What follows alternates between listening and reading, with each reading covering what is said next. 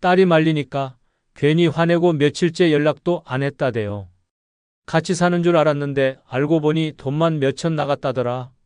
자식들에겐 비밀로 하자며 명의도 넘기려 했대. 이런 이야기가 남의 일 같으십니까? 아닙니다. 지금 이 순간에도 누군가는 사랑이라는 감정에 취해 인생이 통째로 흔들리고 있습니다. 노년에 찾아온 감정이 달콤하다고 방심하면 그 끝은 외로움보다 더 깊은 절망입니다. 이번 영상은 노년의 이성적 사랑에 집착하면 안 되는 5가지 이유에 대한 영상입니다. 구독, 좋아요 누르시면 시작하겠습니다. 노년의 이성적 사랑에 집착하면 안 되는 첫 번째 이유는 외로움이 착각을 만들기 때문입니다.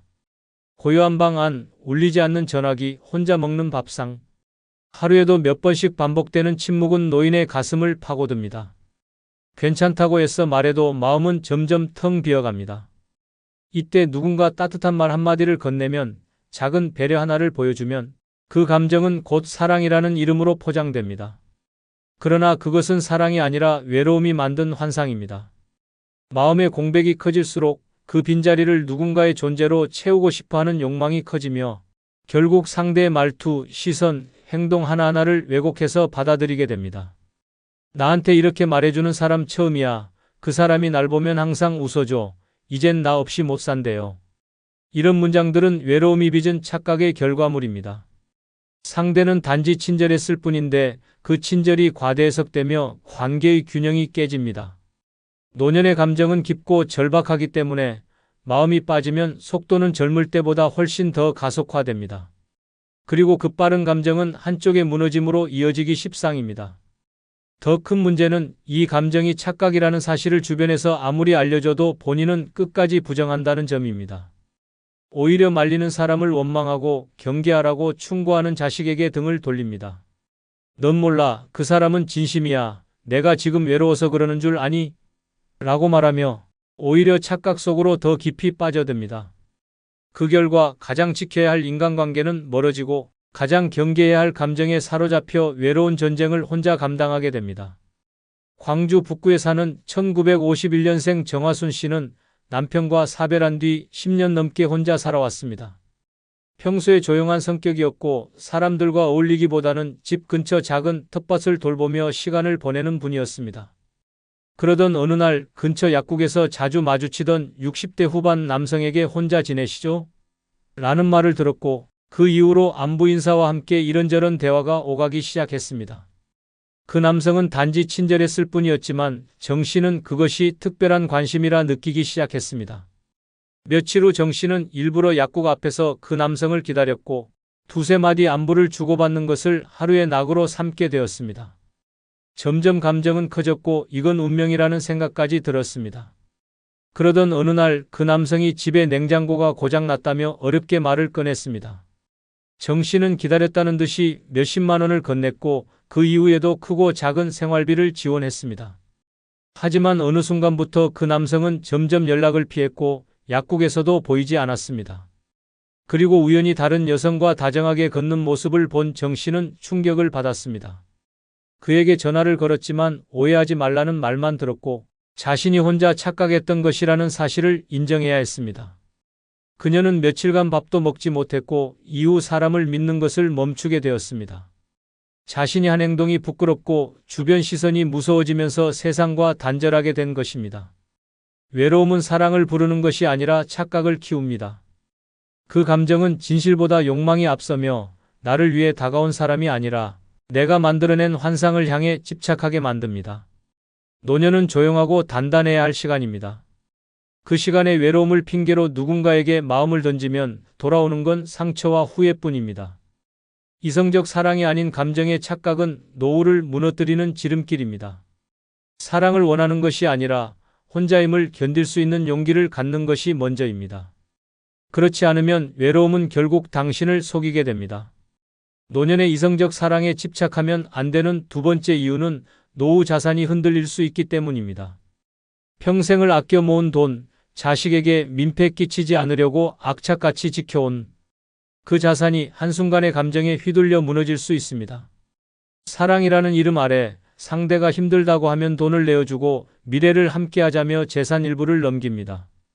하지만 그 감정이 영원하리란 보장은 없습니다.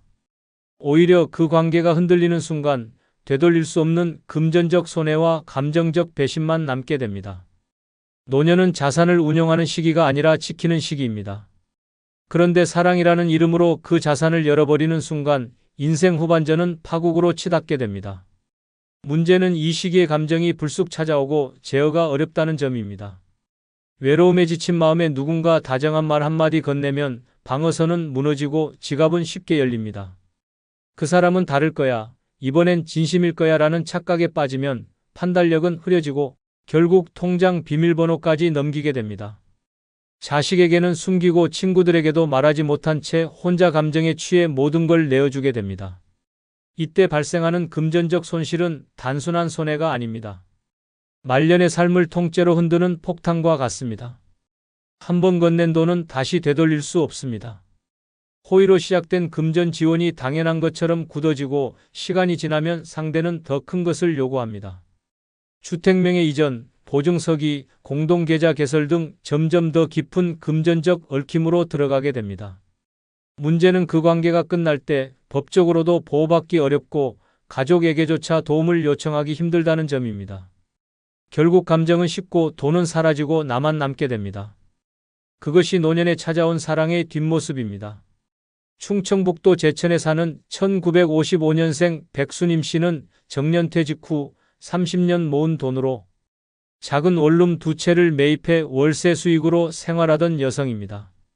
자녀는 모두 출가했고 조용하고 단정한 삶을 유지하던 그녀는 어느 날 아파트 복도에서 종종 마주치던 남성과 인사를 나누게 되었습니다. 그 남성은 몸이 불편하고 형편이 좋지 않다며 도움을 요청했고 백 씨는 처음에는 도시락을 챙겨주는 등 소소한 지원을 시작했습니다.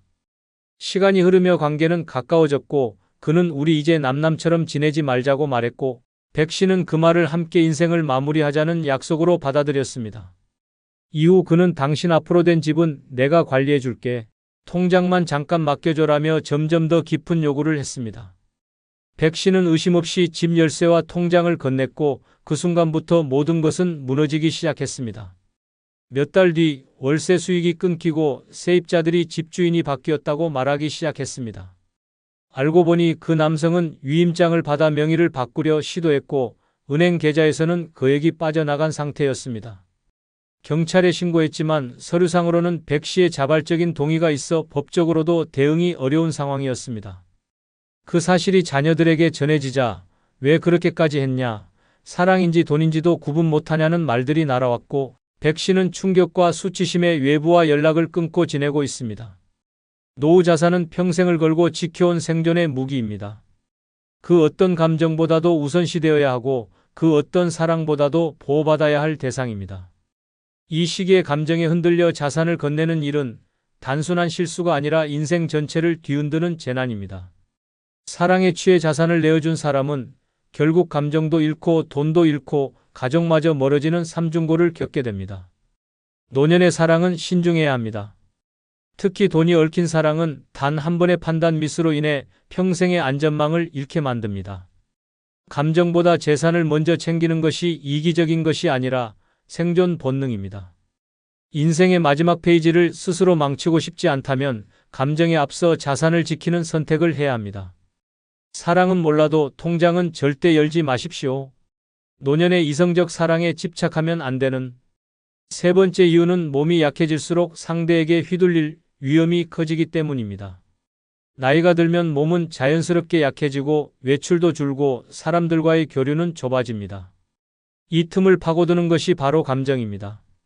누군가 다정한 말투로 접근하고 불편한 몸을 대신 챙겨주기 시작하면 처음엔 고마움이지만 곧 의존으로 바뀌고 의존이 깊어지면 상대의 말 한마디에 삶 전체가 좌우됩니다. 오늘은 약을 챙겨줬고 내일은 병원에 같이 가줬다고 해서 모레는 내 통장이나 집까지 넘겨주는 일이 실제로 벌어집니다. 몸이 불편하다는 이유 하나로 나는 어느새 감정과 경제, 행동까지 상대의 손에 쥐어진 인형처럼 움직이게 됩니다. 이성적 사랑은 대등한 관계일 때 아름답습니다. 그러나 한쪽이 약해지면 그 관계는 불균형으로 기울고 그 틈을 감정이 아닌 조종이 채워버립니다. 상대가 화를 내면 죄책감을 느끼고 연락이 없으면 불안에 떨며 하루를 버팁니다. 이 사람 아니면 안 된다는 믿음은 사실 사랑이 아니라 두려움입니다. 스스로 움직이기 힘든 상태에서 누군가를 전적으로 믿게 되는 순간 모든 판단력은 흐려지고 삶의 주도권은 완전히 사라집니다. 더 심각한 건 이러한 상황이 반복되면 내 자신이 누군가의 허락 없이는 아무것도 못하는 사람이 되어버린다는 점입니다. 상대의 기분이 좋을 땐 편안하고 나쁠 땐 벌을 받는 듯 숨죽이는 삶.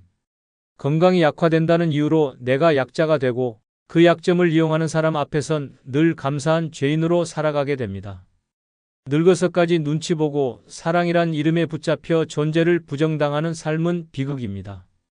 경기도 고양시에 사는 1947년생 한경임 씨는 허리 디스크와 무릎 관절 통증으로 인해 외출이 거의 힘든 상태에서 홀로 지내고 있었습니다. 자녀들은 멀리 살아 자주 오지 못했고 동네 사람들과도 점차 왕래가 줄어들었습니다. 그러던 중 이웃에 사는 60대 후반 남성이 자주 짐을 들어주고 병원에 데려다주며 친절을 베풀기 시작했습니다. 처음엔 단순한 이웃의 배려로 느꼈지만 어느 순간부터 그는 전화를 매일 걸어오기 시작했고 요즘 누구도 당신처럼 따뜻한 사람은 없다는 말을 반복했습니다. 한 씨는 그의 말에 마음이 열렸고 삶이 바뀌기 시작했습니다. 그가 없으면 약국도 못 가고 그의 도움 없이는 외출 자체를 두려워하게 되었습니다.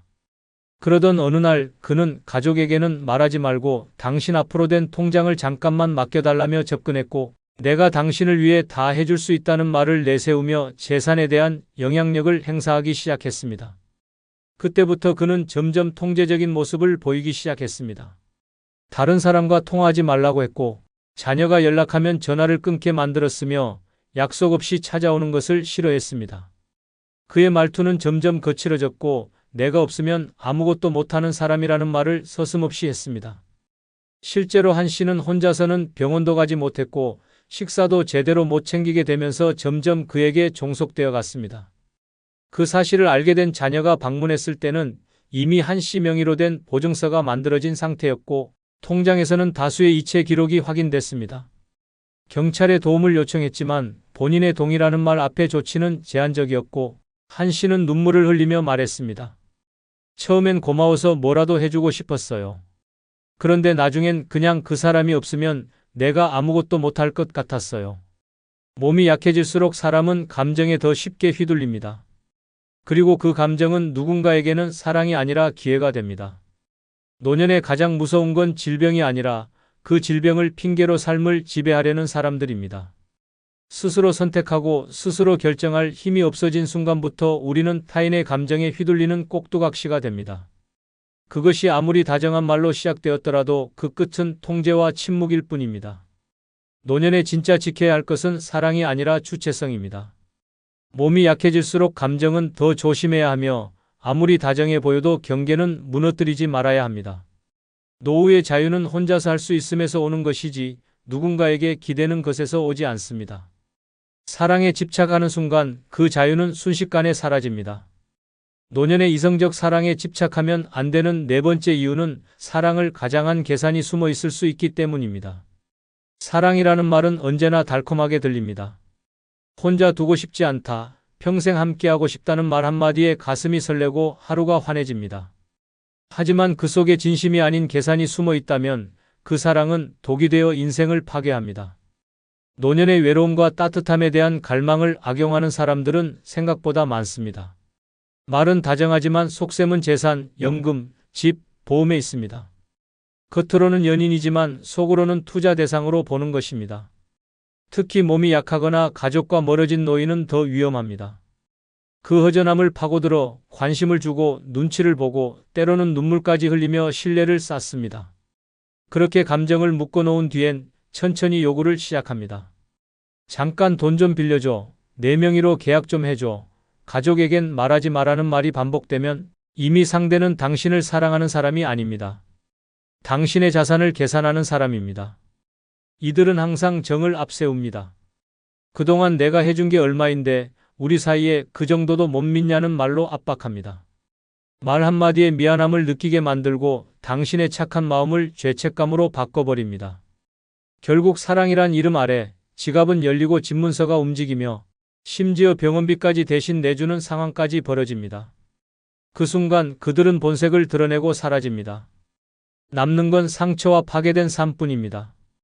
대구 달서구에 사는 1952년생 장명자 씨는 평생 공직 생활을 하며 성실하게 살아온 여성입니다. 퇴직 후 남편과 사별하고 혼자 지내던 그녀는 지역 건강센터 프로그램에서 한 남성을 만나게 됩니다. 그 남성은 젠틀하고 배려심 깊어 보였고 혼자 사는 게 외롭다며 자주 연락을 해왔습니다. 식사를 같이 하고 산책을 함께하며 관계는 빠르게 가까워졌고 장 씨는 이 남성에게 호감을 넘은 감정을 느끼게 됩니다. 그러던 어느 날 그는 힘겹게 말을 꺼냈습니다. 사실 사업 실패로 신용불량이 됐고 집도 담보로 잡혀 있어 힘들다고 했습니다. 장 씨는 망설이다가 500만 원을 도와주었고 이후에도 그가 어려움을 토로할 때마다 적게는 100만 원, 많게는 1000만 원씩 도와주었습니다. 그 남성은 감사를 표하면서도 자주 이런 말을 했습니다. 나중에 당신 명의로 집 하나만 해주면 내가 죽을 때까지 당신만 챙길게. 장 씨는 그 말을 믿었습니다. 아니, 믿고 싶었습니다. 하지만 문제는 갑작스레 터졌습니다. 그 남성이 연락이 끊긴 것입니다.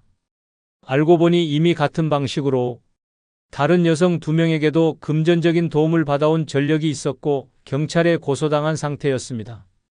장 씨는 경찰 조사에서 그 사람의 말이 전부 사랑으로 들렸어요. 한 번도 의심한 적이 없어요라고 진술했습니다. 그날 이후 그녀는 아무도 만나지 않고 집에만 틀어박혀 지냈습니다. 이웃들은 그 나이에 속단이라는 눈초리를 보냈고 자식들도 왜 그렇게까지 했냐며 차갑게 말했습니다. 사랑을 가장한 계산은 당신의 인생을 송두리째 흔들어버립니다.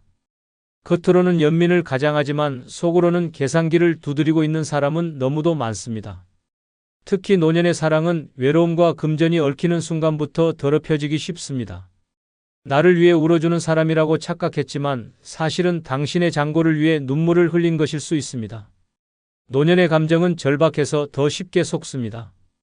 더 이상은 안 됩니다. 감정은 가슴으로 느끼되 행동은 머리로 판단해야 합니다.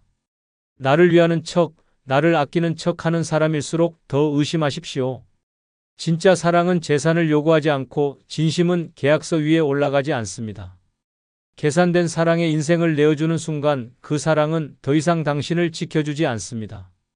오히려 당신을 철저히 무너뜨릴 뿐입니다. 노년의 이성적 사랑에 집착하면 안 되는 5번째 이유는 인생을 마무리하는 시기에 감정적 변수는 독이 되기 때문입니다. 노년은 덧셈이 아니라 뺄셈의 시간입니다. 새로운 것을 얻기보다는 쌓아온 것들을 정리하고 주변 인연을 정돈하며 내 인생을 돌아보는 시기입니다. 그런데 이 중요한 시기에 감정에 휘둘리는 일은 마치 조용히 닫히려는 문을 다시 거세게 열어젖히는 것과 같습니다. 격렬한 감정은 젊은 시절에는 활력이지만 노년엔 재앙입니다. 특히 이성적 사랑에 집착하게 되면 삶의 균형은 한순간에 무너지고 고요했던 인생의 말미는 예측할 수 없는 파국으로 치닫게 됩니다. 이 시기의 감정은 위험합니다. 마음이 비어있고 외로움이 깊어질수록 누군가의 따뜻한 말 한마디에 전부를 걸고 싶어집니다. 그 감정은 급속도로 불어나 사랑이라는 이름을 달고 그 사람의 말투 하나, 연락시간 하나에도 희비가 갈리기 시작합니다. 식사는 뒤로 밀리고 수면은 뒤죽박죽이 되며 평온한 루틴은 감정의 소용돌이에 휘말려 사라집니다. 감정이 커질수록 가족과의 관계는 소홀해지고 친구들과의 거리도 멀어지고 결국 모든 것을 그 사람 중심으로 재편하게 됩니다. 그 관계가 끝나면 어떤 일이 벌어질까요? 후회, 배신감, 분노, 수치심. 무엇보다도 가장 치명적인 건 자기 자신에 대한 실망입니다. 내가 왜 그랬을까? 이 나이에 이게 뭐 하는 짓이었을까라는 자책이 깊어지면 삶의 의욕도 함께 꺼져갑니다. 감정 하나로 인해 인생 후반이 흔들리는 비극은 한두 번의 실수에서 비롯되지 않습니다. 그것은 스스로 감정의 제어를 포기했기 때문에 생기는 결과입니다.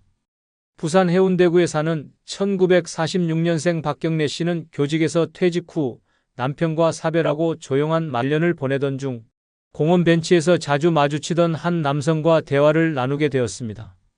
그는 부드러운 말투와 젠틀한 행동으로 박 씨의 마음을 끌었고 며칠 뒤 그는 요즘 아침을 함께 먹는 사람이 있었으면 좋겠다며 조심스럽게 말을 꺼냈습니다.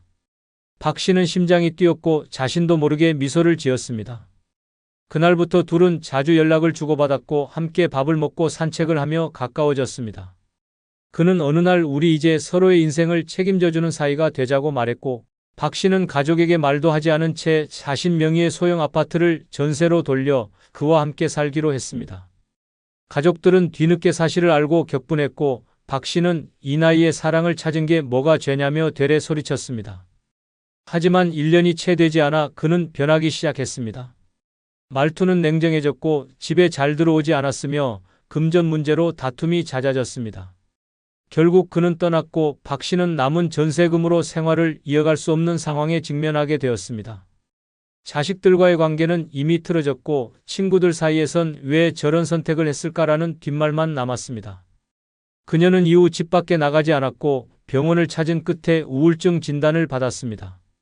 가장 고요하고 편안해야 할 인생의 마지막 시기가 감정 하나에 휘둘린 선택으로 인해 지옥이 되어버린 것입니다. 감정적 여지는 생각보다 길고 그 파괴력은 상상 이상입니다. 노년의 인생은 정리하고 평온하게 마무리하는 시간이 되어야 합니다. 감정은 젊을 때처럼 회복이 빠르지 않으며 한번 무너지면 다시 세울 체력도 없습니다. 이 시기의 사랑은 심장을 뛰게 하는 것이 아니라 삶 전체를 흔드는 도박일 수 있습니다. 남은 인생의 마지막 장을 감정의 변수로 얼룩지게 만드는 어리석음은 더 이상 반복돼선 안 됩니다. 진짜 평온은 감정이 아니라 균형에서 나옵니다. 감정은 조절할 수 있을 때만 가치 있고 사랑은 내 삶을 지킬 수 있을 때만 의미가 있습니다. 인생의 마무리를 후회와 눈물로 채우지 않으려면 지금 감정의 속도를 늦추고 삶의 중심을 다시 붙잡아야 합니다. 감정이 뜨거울수록 노년의 삶은 더 쉽게 타버립니다. 그리고 그 죄는 평생의 자부심과 체면, 존엄일 수 있습니다. 영상이 끝나면 여러분들의 다양한 경험담이나 의견을 댓글에 적어주시기 바랍니다. 감사합니다. 사람에게 기대지 마십시오. 기대는 기대일 뿐 돌아오는 건 서운함 뿐입니다. 나를 챙겨줄 줄 알았던 자식, 웃으며 함께하자던 친구 모두 삶에 치여 떠났습니다. 외롭지 않으려면 준비가 필요합니다. 마음이 무너지지 않으려면 방법이 있어야 합니다. 오늘은 노년에 마음 편히 사는 6가지 방법을 주제로 고요한 삶 속에서 나를 지키는 법을 알려드립니다. 지금부터 시작합니다. 노년에 마음 편히 사는 첫 번째 방법은 모든 관계에 예의를 갖되 정은 과하게 주지 않는 자세입니다. 할머니, 이번에도 찬거리 좀 남으시면 저희 쪽으로 좀. 2달에 한 번꼴로 연락조차 없던 옆집 며느리의 연락. 인천에 사는 77세 백명자 씨는 또 냉장고 문을 열었습니다. 열무김치, 동태조림, 손수 만든 나물 반찬들까지 한가득 담아 건넸습니다. 그 집 형편 어려운 건 알지. 내가 도와줄 수 있을 때 도와야지. 그렇게 수년 동안 김장도 나눠주고 쌀도 쪼개 나누며 지냈습니다. 하지만 어느 날 자신이 병원에 입원했다는 소식을 들은 그 며느리는 단 한 통의 전화도 하지 않았습니다. 퇴원 후 우연히 마주쳤을 때 건넨 말은 더 충격적이었습니다. 할머니, 몸 약하시면 애초에 무리하지 말지 그러셨어요. 그 순간 백 씨는 깨달았습니다. 내가 베푼 건 정이었지만 그들이 받은 건 단순한 무료 서비스였다는 사실을. 그 뒤 백 씨는 변했습니다. 인사엔 인사만, 부탁엔 선을 그었습니다. 김치 담글 때 나눠주지 않았고 동네 모임에도 거리를 뒀습니다. 놀랍게도 사람들은 오히려 더 조심스럽게 대했고 예전보다 존중하는 태도를 보였습니다. 백 씨는 그제야 진짜 깨달았습니다. 나는 남에게 잘해준 게 아니라 나를 지워가며 매달렸던 거였구나. 노년이 외로운 가장 큰 이유는 스스로 쏟아부은 정에 스스로 상처받기 때문입니다. 젊을 때처럼 관계를 맺다 보면 나도 모르게 정 때문에 참는다는 말로 감정을 억누르고 상처를 감당하게 됩니다. 하지만 진짜 무서운 건 내가 그렇게 쏟은 정이 상대에게 의무가 아닌 편리함으로만 여겨질 때입니다. 노년에는 관계가 적은 게 문제가 아닙니다. 과한 정으로 관계에 지치는 것이 문제입니다. 도와줘도 고마운 줄 모르는 사람, 한번 거절하면 돌아서 버리는 사람, 부탁만 하고 인사조차 없는 사람. 이런 관계는 남보다 더 지칩니다. 예의는 지키되 마음은 덜 써야 합니다. 그게 노년을 보호하는 가장 강력한 방패입니다. 지나친 친절은 무시를 낳고 과한 관심은 부담으로 되돌아옵니다. 적당한 선, 적당한 거리, 그 안에서 관계는 오래가고 상처는 줄어듭니다. 사람을 대할 때 가장 중요한 건 나를 잃지 않는 거리입니다. 무조건 베푸는 것도 무조건 끊는 것도 답이 아닙니다. 내 감정이 상하지 않을 만큼만, 내 삶을 해치지 않을 만큼만 그 선을 지킬 줄 아는 지혜가 필요합니다. 누군가에게 서운했다면 그건 내가 너무 줬기 때문입니다. 받을 기대 없이 주는 건 사랑이지만 대가를 바라지 않으면서도 나를 해치지 않아야 진짜 지혜입니다. 모든 관계는 예의만으로 충분합니다. 정은 나를 믿는 사람에게만, 마음을 알아주는 사람에게만 조금씩 내줘도 늦지 않습니다. 이제는 관계에 지치지 말아야 할 시간입니다. 관계는 삶의 양념이지 주식이 아닙니다. 그 한 끼가 내 감정을 무너뜨리게 둬선 안 됩니다. 노년은 잘 맺는 것보다 잘 끊는 것, 잘 덜어내는 것이 훨씬 중요합니다. 그게 가능한 사람만이 정에 속지 않고 예의는 지키며 끝까지 고요하고 단단한 삶을 살아갈 수 있습니다. 두 번째 방법은 손해봤다 생각하면 괴롭지만 배웠다 생각하면 평화롭습니다. 노년의 마음 편히 사는 여섯 번째 방법은 손해봤다 생각하면 끝, 배웠다 생각하면 평화입니다. 그때 그 사람한테 속지만 않았어도 내 노후는 달라졌을 겁니다. 부산 해운대에 사는 74세 남경자 씨는 아직도 밤에 눈만 감으면 그 얼굴이 떠오릅니다. 20년 지기 친구였던 이웃과 조그만 반찬 가게를 공동 운영하기로 했습니다. 자금 대부분은 남 씨가 됐고 가게 이름도 그 친구 이름으로 내줬습니다. 그 친구는 경영을 잘하니까 나는 믿었죠. 하지만 몇 달 뒤 친구는 돈을 들고 사라졌습니다. 정리도 없이 가게 문은 닫혔고 남은 건 남 씨의 통장에 찍힌 수백만 원의 마이너스였습니다. 친척들은 왜 그렇게까지 믿었냐고 비난했고 자식들도 그 나이에 뭘 하겠다고 덤볐냐며 핀잔을 줬습니다. 그날 이후 남 씨는 사람 만나는 걸 피했고 혼자 있는 시간이 많아졌습니다. 자책, 분노, 후회가 뒤섞여 하루하루가 고통이었습니다. 그러다 우연히 책에서 이런 문장을 보게 되었습니다. 당한 순간을 손해라고 생각하면 분노로 늙고 배움이라 생각하면 평화로 늙는다. 남 씨는 울었습니다.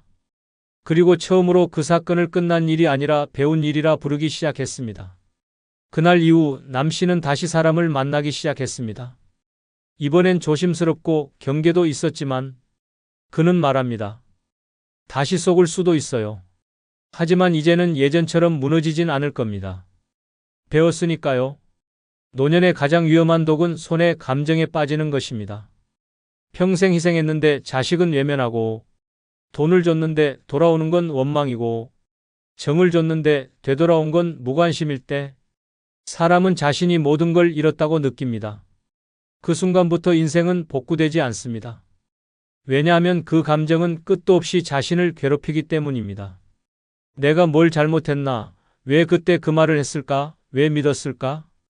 그런 회화는 잠도 사람도 삶의 의미도 앗아갑니다. 하지만 시선을 바꾸면 그 상처는 더 이상 독이 아닙니다. 손해본 게 아니라 배운 것이라면 그 경험은 당신을 더 단단하게 만듭니다. 사람을 너무 믿지 말 것, 돈을 빌려줄 땐 받을 생각 말 것, 기대는 기대일 뿐이라는 것, 그걸 배웠다면 당신은 절대 실패한 게 아닙니다. 노년엔 이미 다시 시작하기 어렵습니다. 그래서 실수 하나, 상처 하나가 크게 남습니다. 하지만 그 기억을 어떻게 정리하느냐에 따라 남은 인생이 복수의 시간이 될 수도 평화의 시간이 될 수도 있습니다. 손해봤다 여기는 순간 당신의 가슴은 복수와 한으로 가득 차고 그 분노는 결국 당신만을 갉아먹습니다. 반면 배웠다 여기면 그 기억은 당신을 지켜주는 지혜로 바뀝니다. 당한 것도 속은 것도 버림받은 것도 그 사람 인생의 문제입니다. 그 일을 나의 교훈으로 바꾸는 순간 당신의 노년은 더 이상 피해자의 것이 아닙니다. 배웠다는 사람은 다시 웃습니다. 그리고 같은 상황이 와도 더 단단히 자신을 지켜냅니다. 그 한 번의 상처가 평생을 지배하지 못하게 하십시오. 그 상처는 끝이 아니라 변화의 입구입니다. 이제는 말하십시오. 나는 손해본 게 아니라 한 사람을 배운 것이다. 그 순간부터 당신은 진짜 마음 편히 사는 노년을 맞이하게 됩니다. 노년의 마음 편히 사는 세 번째 방법은 잘 늙는 게 잘 사는 것임을 인정하는 것입니다. 할머니, 주름 너무 많으세요. 저라면 창피해서 밖에 못 나갈 것 같아요. 초등학생 손주의 말 한마디에 73세 이복순 씨는 가슴이 철렁했습니다. 웃으며 넘기려 했지만 그날 밤 거울 앞에서 얼굴을 오래 들여다보았습니다. 눈가와 입가, 목선까지 깊게 파인 주름이 마치 자신이 늙었다는 선고문처럼 느껴졌습니다. 언제 이렇게 늙었지? 손떨림도 잦아졌고 계단을 오르다 숨이 차는 것도 부쩍 많아졌습니다. 그런 자신이 싫어졌고 외출이 두려워졌습니다. 예전에는 늘 화장하고 단정한 옷을 입고 외출하던 그였지만 이제는 편의점 하나 다녀오는 것도 머뭇거리게 되었습니다. 그러던 어느 날 친구의 갑작스러운 죽음을 계기로 생각이 바뀌기 시작했습니다. 그 친구는 예뻤고 젊게 살았지만 결국 남은 건 병원 침대 위 얼굴뿐이었다. 이 씨는 거울을 다시 보며 중얼거렸습니다. 주름이 문제인 게 아니라 내가 그걸 창피해하는 게 문제였구나. 그날 이후 그는 염색을 멈추고 흰머리를 자연스럽게 정리했습니다. 진한 화장도 지우고 편한 옷을 입고 시장에 나갔습니다. 놀랍게도 사람들은 외모를 흉보지 않았고 오히려 할머니 분위기 참 좋다고 말했습니다. 이 씨는 그제야 깨달았습니다. 잘 늙는 것이야말로 가장 아름답고 멋진 인생이라는 진실을. 많은 이들이 늙음을 수치로 받아들이고 감춰야 할 흠으로 여깁니다. 그래서 주름을 펴고 머리를 검게 물들이고 젊음을 흉내내며 살아갑니다. 그러나 그 끝에는 허무함만 남습니다. 왜냐하면 늙음을 부정하면 할수록 자신의 인생 전체를 부정하게 되기 때문입니다. 잘 늙는다는 건 멋진 외모를 유지하는 게 아닙니다. 그건 있는 그대로의 나를 인정하고 거기서 만족을 찾는 것입니다. 흰머리는 살아온 날의 훈장이고 주름은 버텨낸 시간의 지도입니다. 그걸 감추는 건 내가 나에게 수고했다고 말하지 못하는 것과 같습니다. 노년에 젊어 보인다는 말은 칭찬이 아닙니다. 그건 늙음을 잘 숨기고 있다는 의미일 뿐입니다. 반대로 당신 참 편안해 보인다. 그 나이에 멋있어요. 라는 말은 그 사람이 늙음을 당당히 품고 살아간다는 증거입니다. 늙음은 실패가 아닙니다.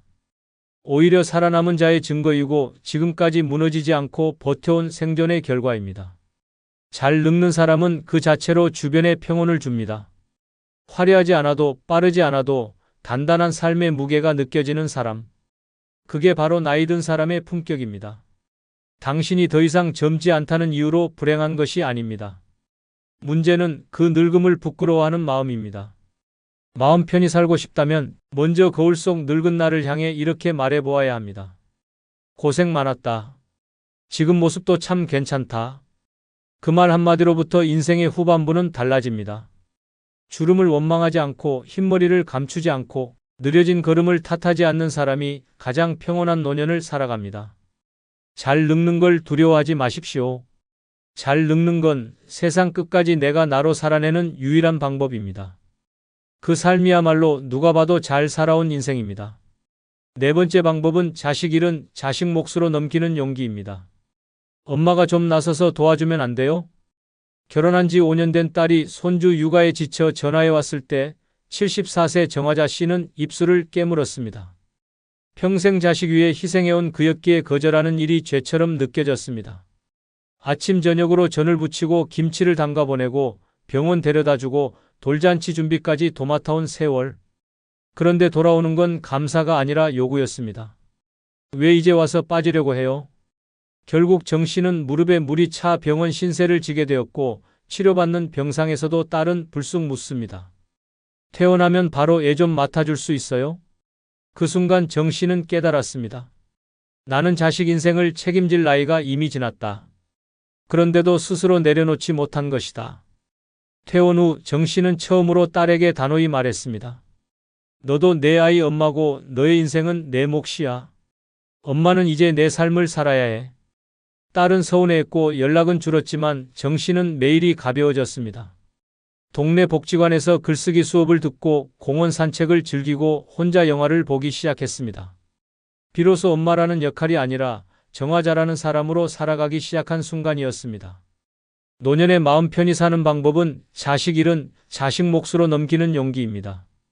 대부분의 부모는 끝까지 자식 일을 끌어안고 삽니다. 얘가 힘들어하니까 내가 아니면 누가 도와주겠어. 하지만 그 도움은 어느 순간 책임이 되고 그 책임은 점점 노인의 시간과 에너지를 침식시키는 족쇄가 됩니다. 자식은 스스로의 선택으로 가정을 꾸리고 아이를 낳고 삶을 꾸려갑니다. 그 선택의 결과를 부모가 대신 떠안는 건 사랑이 아니라 착각이고 결국은 서로를 병들게 하는 독입니다. 엄마가 없으면 우린 못 살아라는 말에 마음이 흔들리는 순간 당신은 또다시 남의 인생을 대신 살아주는 삶으로 되돌아갑니다. 그러나 그 대가는 혹독합니다. 당신의 건강은 무너지고 관계는 왜곡되며 결국 자식도 부모도 지치고 멀어지게 됩니다. 자식의 문제를 자식에게 맡기는 건 차가운 무관심이 아니라 따뜻한 독립의 시작입니다. 자식에게는 스스로 문제를 해결할 힘이 있습니다. 그 기회를 빼앗는 건 결국 자식의 인생을 가로막는 일입니다.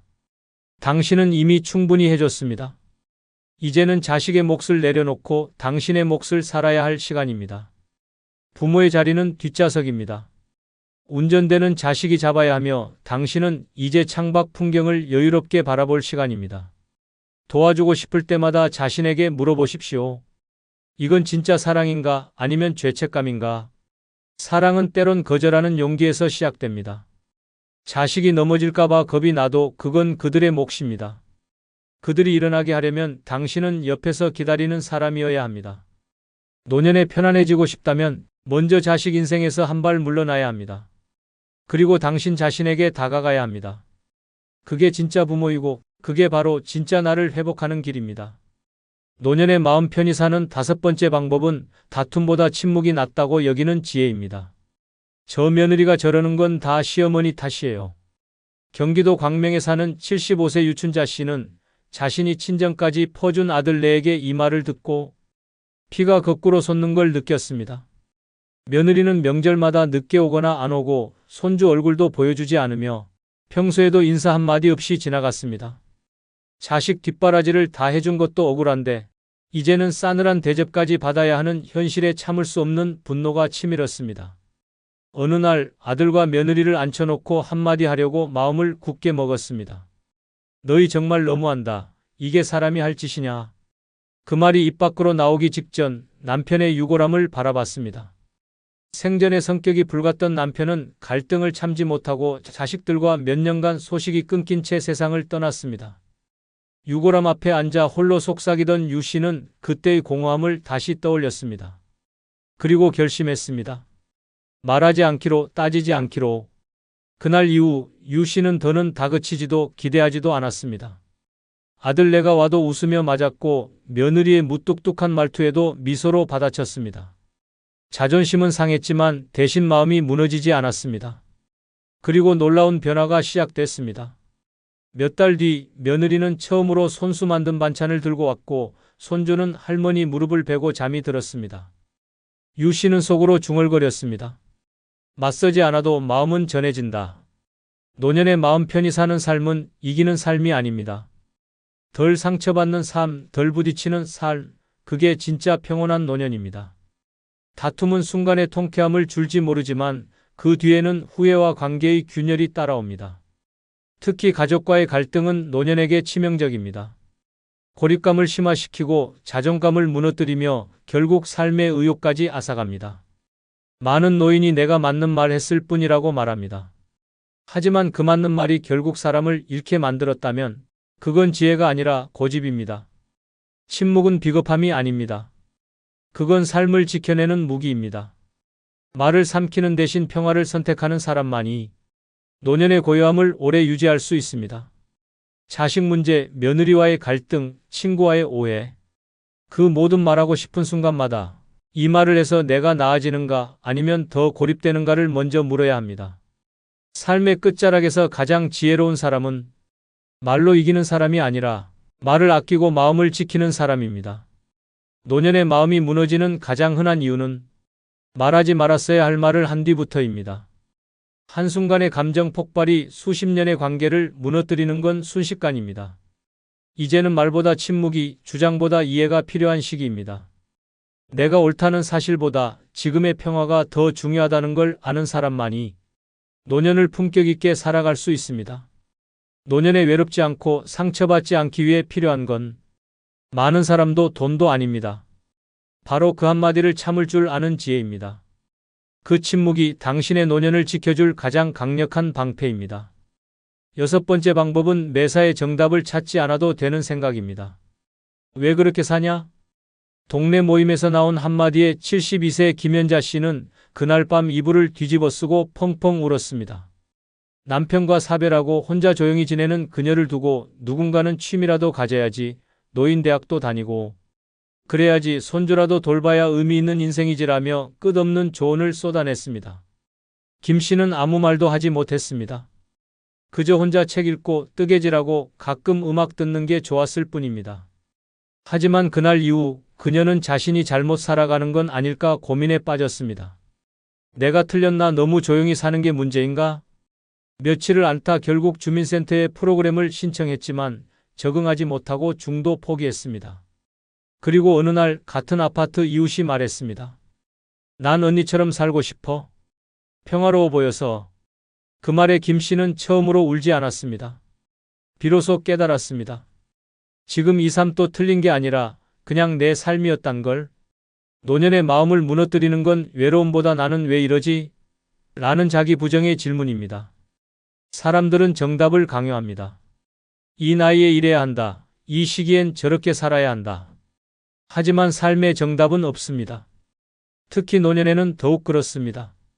누군가는 손주를 돌보며 활기를 찾고, 누군가는 고요한 방에서 책 한 권의 위안을 얻습니다. 누군가는 여행을 다니며 시간을 보내고, 누군가는 집 앞 텃밭을 가꾸며 하루를 채웁니다.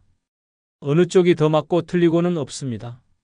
노년에 자꾸만 스스로를 비교하고 정해진 기준에 자신을 끼워 맞추려 하면 그 순간부터 인생은 무거워집니다. 나는 왜 자식이랑 안 친할까? 왜 나는 재산도 없고 손주도 안 찾아올까? 왜 남들처럼 바쁘게 안 사는 걸까? 이런 질문은 스스로를 파괴하는 고문입니다. 정답을 찾으려 하지 말고 그냥 오늘 내가 마음 편한 길을 선택했다면 그게 정답입니다. 남이 뭐라 하든 사회가 뭐라 하든 내가 웃고 내가 안심되고 내가 쉬는 방식이면 됩니다. 남의 기대에 맞추려 살다 보면 결국 나는 사라지고 남이 만든 틀 안에서 숨만 쉬는 노년이 됩니다. 그 틀은 의미라는 이름으로 포장돼 있지만 실은 자기 존재를 부정하는 올가미입니다. 이 나이에 자식이랑 자주 만나야 한다는 것도, 매일 외출하고 사람을 만나야 한다는 것도, 심지어 나이답게 살아야 한다는 말조차도 전부 남의 시선에서 비롯된 강박입니다. 노년은 정답을 버리는 시간입니다. 그때서야 진짜 내 인생이 시작됩니다. 스스로를 몰아붙이지 않고 오늘을 그냥 이래도 괜찮다고 인정할 수 있는 순간 마음이 편안해지고 삶이 따뜻해집니다. 정답이 없다는 걸 받아들이는 건 게으름도 포기도 아닙니다. 그건 비로소 나답게 살아가는 선택의 시작입니다. 남들과 달라도, 예상과 달라도, 과거의 나와 달라도 지금의 내가 편하면 그게 정답입니다. 그 생각 하나로 노년의 무거운 짐이 사라집니다. 그리고 그 순간부터 진짜 나를 만날 수 있게 됩니다. 말년 그냥 조용히 살고 싶다? 그렇다면 당신이 엮이는 사람을 제대로 가려야 합니다. 겉으로는 다정하고 친절해 보여도 그 뒤에 숨어있는 악의적인 의도를 간파하지 못하면 인생의 마지막 장이 무너집니다. 시기심, 거짓된 친절, 은근한 조종, 이런 인간들과 얽히면 당신의 평온한 일상이 순식간에 지옥으로 바뀝니다. 구독, 좋아요 누르시면 시작하겠습니다. 노년에 잘못 엮이면 인생 꼬일 수 있는 첫 번째 사람은 헛된 자존심에 집착하는 사람입니다. 이런 사람과 엮이면 말년이 조용할 수 없습니다. 어떤 상황에서도 자신이 틀렸다는 말을 절대 하지 않으며 사소한 의견 충돌에도 분노를 표출합니다. 내가 누군데 나이를 어디로 보고 말하는 거야 라는 말이 입버릇처럼 붙어 다니고 자신의 체면 하나를 위해 주변 사람들의 기분과 상황은 전혀 고려하지 않습니다. 결국 그 한 사람 때문에 모임은 깨지고 가족 간의 대화도 멀어지며 평생의 친구마저 등을 돌리게 됩니다. 이런 자존심은 진짜 자존이 아닌 허세와 고집의 집합체입니다. 도움을 받는 것도 자존심이 상한다고 거절하고 본인이 실수해도 절대 인정하지 않습니다. 노년에 흔히 벌어지는 병원 진료, 자녀의 조언, 동료의 충고조차 나를 무시한다는 망상으로 받아들입니다. 이로 인해 건강을 악화시키고 좋은 관계를 망치며 결국 자신이 먼저 외면받는 존재가 됩니다. 하지만 본인은 마지막까지도 이유를 모릅니다. 왜 사람들이 멀어졌는지를. 노년에는 체면보다 관계가 중요합니다. 누군가와 편안하게 웃고 대화할 수 있는 시간이야말로 진정한 자산입니다. 그런데 헛된 자존심에 사로잡힌 사람은 그 귀중한 시간을 끊임없이 갈등으로 바꿉니다. 나를 무시했어. 내가 얼마나 대단한 사람인지 몰라서. 그래 같은 말을 반복하며 주변 사람들을 피곤하게 만듭니다. 이런 사람의 곁에 있으면 한마디 말조차 눈치를 봐야 하며 언제 폭발할지 모르는 감정의 지뢰밭 속에 놓이게 됩니다. 정보 제공의 관점에서 보면 자존심에 집착하는 사람은 어떤 조언이나 정보도 받아들이지 않습니다. 최신 건강정보, 노후 자산관리, 기술 변화 같은 유익한 이야기조차 나는 옛날 방식이 좋아라며 거부합니다. 자식이 스마트폰 쓰는 법을 알려주면 내가 그걸 못하게 생겼냐고 화를 내고 병원에서 의사가 식단 조절을 권하면 나는 내가 먹고 싶은 거 먹고 살 거야 라고 말합니다. 이런 고집은 스스로를 외롭게 만들고 점점 삶의 질을 떨어뜨립니다. 한 어르신의 이야기가 있습니다. 그는 동네에서 말 한마디에 사람 잡는다는 소리를 듣던 인물이었습니다. 자식들이 어떤 제안을 해도 항상 내가 너보다 인생 더 오래 살았어 라는 말로 일축했고 친구가 조금만 덜 마시라고 해도 내가 술 못 마시게 할 사람이 어딨냐며 대놓고 화를 냈습니다. 그렇게 시간이 흐르자 자식들은 연락을 줄였고 친구들은 하나둘 멀어졌습니다. 하지만 그는 여전히 자신이 중심이라 믿었습니다. 그러던 어느 날 복지관에서 열리는 프로그램에 초대받았습니다. 처음엔 거들떠도 보지 않았지만 고립된 생활이 지겨워졌는지 슬쩍 나가보기로 했습니다. 그런데 강의 중에 강사가 고집부리면 관계는 멀어지고 사람은 떠나다라는 말을 하자 사람들이 모두 자신을 바라보는 것처럼 느껴졌습니다. 그날 이후 그는 조금씩 변하기 시작했습니다. 자식의 말에 고개를 끄덕이기 시작했고 친구들에게 요즘은 내 말이 맞는 것 같더라고 웃으며 말하기도 했습니다. 그 변화는 기적과 같았습니다. 연락이 끊겼던 딸이 다시 찾아왔고 함께 산책하던 이웃이 커피 한 잔을 건네며 말했다고 합니다. 이제야 사람 같아요. 그 말에 그는 웃으며 대답했습니다. 그동안 내가 너무 지랄했지. 그 유쾌한 인정 하나가 말년의 분위기를 완전히 바꿔놓았습니다. 두 번째는 나이로 위세를 부리려는 사람입니다. 이런 사람과 말년에 엮이면 하루하루가 피곤함의 연속입니다. 이들은 자신보다 어린 사람은 모두 하대할 수 있는 존재라 착각하며 살아갑니다. 내가 너보다 몇 살 위인데 요즘 것들은 버릇이 없어라는 말로 대화를 시작하고 무슨 말이든 자기 식으로 끝내야만 직성이 풀립니다. 상대가 맞는 말을 해도 나이가 어리면 무조건 틀렸다고 몰아붙이며 결국엔 예의 없다는 낙인을 찍어버립니다. 나이 많다는 이유 하나로 세상을 휘어잡으려는 태도는 주위 사람들을 지치게 만들고 결국엔 모두를 떠나게 만듭니다. 문제는 이들이 나이를 권위의 수단으로 삼으면서도 책임은 지지 않는다는 점입니다. 조언은 훈계처럼 내뱉고 잘못된 행동은 그땐 그게 맞았어 라고 합리화합니다. 회식 자리에서 술을 권하고 거절당하면 요즘은 다들 예민해라며 타박하고 자식이나 후배에게 무례한 말을 해놓고도 내가 나이가 얼만데라고 버티는 모습은 주변을 숨막히게 만듭니다. 결국 이런 사람 곁엔 진심으로 대화하는 사람은 사라지고 겉으로만 인사하는 가짜 인연만 남게 됩니다. 나이는 존중의 이유가 될 수 있지만 권위의 무기가 되어선 안 됩니다. 현대 사회에서는 상호 존중이 중요한데 이들은 나이가 곧 권력이라는 구시대적 사고에서 벗어나지 못합니다. 그래서 주변 사람들이 떠나도 그 이유를 절대 모릅니다. 오히려 내가 너무 잘해서 사람들이 질투하나 봐라는 황당한 자부심에 빠지기도 합니다. 이런 사람과 말년에 엮이면 어떤 모임에서도 긴장하게 되고 본인의 생각이나 의견을 꺼내는 것이 무서워지며 결국 침묵과 외로움 속에 갇히게 됩니다. 정보의 측면에서도 문제는 큽니다.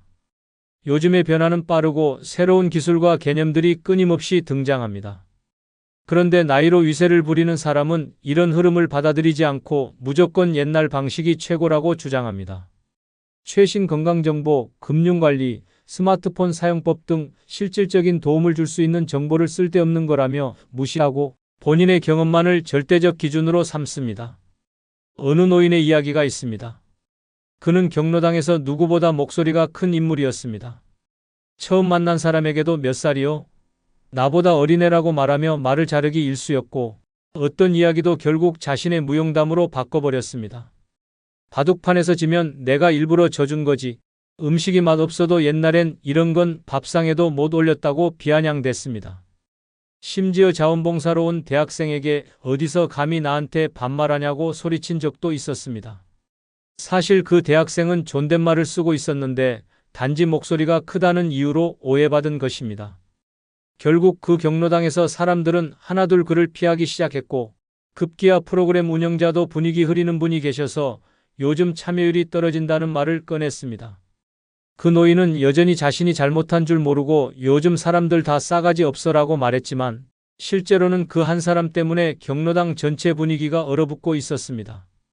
세 번째는 일 없는 사람을 무시하는 사람입니다. 이런 인간은 말년에 주변 사람의 자존감을 갉아먹는 존재입니다. 자신이 아직도 뭔가 한다는 이유 하나로 은퇴했거나 일에서 물러난 사람을 아래로 봅니다. 요즘 뭐 하세요? 라는 질문 뒤엔 늘 비교와 비아냥이 숨어 있습니다. 나는 아직도 바빠 죽겠는데 그렇게 놀면 심심하지 않아요? 라며 상대의 삶을 하찮게 만들고 자기가 살아있는 증거를 남의 삶을 깎아내리는 데서 찾습니다. 이런 사람 곁에 있으면 어떤 대화도 모욕으로 끝나며 존재 자체가 초라하게 느껴지는 괴로운 시간이 반복됩니다. 노년기엔 누구나 일의 무게에서 내려와야 합니다. 일하지 않는 것이 게으름이 아니라 삶의 또 다른 단계입니다. 하지만 이 무시하는 인간은 일을 통해서만 자존감을 유지하는 사람입니다. 스스로가 아무것도 아닌 존재가 될까 두려운 나머지 다른 이들을 깎아내려 자신의 우월감을 지키려 합니다. 본인은 열심히 사는 것처럼 굴지만 실제로는 허세와 두려움의 가면을 쓴 불안한 존재일 뿐입니다. 문제는 그 말들이 농담처럼 혹은 칭찬인 척 위장되어 다가온다는 점입니다. 그래도 취미라도 좀 가지셔야 할 텐데라며 잔소리를 던지고 아직 건강하신데 뭐라도 좀 하시지라며 무언의 압박을 줍니다. 그 말들이 반복될수록 은퇴한 사람은 점점 더 위축되고 자신의 삶이 쓸모없다는 착각에 빠지게 됩니다. 결국 스스로 고립되고 무기력에 빠지며 말년의 삶이 활기를 잃게 됩니다. 사회적으로도 이런 시선은 치명적입니다. 은퇴자나 전업으로 지내는 이들을 무가치하게 바라보는 시선은 노년기를 불안하게 만들며 자존감을 붕괴시킵니다. 실제로 은퇴 후 우울감을 호소하는 이들 중 상당수가 사회적 평가와 타인의 시선에서 비롯된 상실감을 경험합니다. 나는 더 이상 쓸모없는 존재인가라는 생각은 자살, 충동으로까지 이어질 수 있을 만큼 강력한 심리적 타격을 줍니다. 그 배경에는 바로 일 없는 사람을 무시하는 사람이 존재합니다. 한 어르신의 이야기가 있습니다. 그는 60대 후반에 조용히 은퇴한 후 평범한 일상 속에서 글을 쓰고 식물을 키우며 지내고 있었습니다. 그런데 동네에 자주 보이는 한 인물이 있었습니다. 비슷한 또래였지만 아직도 자잘한 부업을 하고 있다고 늘 떠벌리며 다녔습니다. 그 사람은 만날 때마다 그래도 뭐라도 해야죠. 집에서만 있으면 뭐가 되겠어요. 같은 말을 대놓고 하며 자연스럽게 무시 섞인 태도를 보였습니다. 처음엔 그냥 넘겼지만 자주 마주치다 보니 스트레스가 쌓이기 시작했습니다. 어느 날 마트 앞 벤치에서 그가 또다시 요즘도 한가하시죠? 라고 물었을 때 그 어르신은 웃으며 이렇게 대답했습니다. 나는 지금 한가하게 사는 게 내 인생 최고의 성취야. 바쁘게 살다가 드디어 여유를 얻었거든. 당신은 아직 그게 없나 봐요. 주변 사람들이 박수치며 웃었고 그 순간부터 상황은 역전되었습니다. 이후 무시하던 사람은 입을 다물었고 오히려 사람들은 은퇴한 어르신의 삶을 더 부러워하기 시작했습니다. 네 번째는 가족 또는 친구 사이를 교묘히 이간질하는 사람입니다. 이 인간은 말년을 조용히 보내고 싶은 사람에게 가장 위험한 존재입니다. 겉으로는 친절하고 관심 많은 척 다가오지만 실은 말 한마디로 사람들 사이를 갈라놓고 갈등을 조장하는 교묘한 조작자입니다. 그 사람, 당신 얘기 그렇게 안 좋게 하더라.